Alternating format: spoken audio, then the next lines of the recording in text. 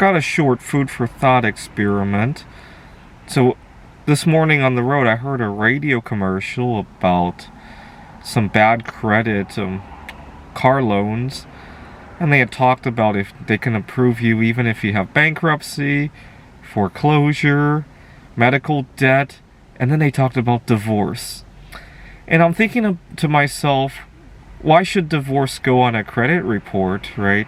How about we keep credit just about credit, right? Can you imagine if you were going to school and because you broke up with your significant other, or maybe because you were gay, some number of points were docked from your final exam, or at your job, you're judged for your sexual orientation or the fact that you broke up with your significant other, and it shows up on your performance review. Except, oops, it does there too, right? And it's just really silly, right? Credit scores should be about credit. Work performance should be about work. And I know it's not, because in 2020, when we were working remotely, I actually, for the only time in my life, got a work performance that was just about work, right? Today, now that we're back in the office, unfortunately, my sexual orientation, my personal life, heavily colors my work performance, right? Okay, nobody will write on the work performance, this guy is solosexual, so don't hire him. Obviously, nobody's going to write that. But it colors it in other ways, right? This guy is not a team player. He doesn't doesn't join in on family events or whatever the situation is. Maybe not in those words. You get the idea, right?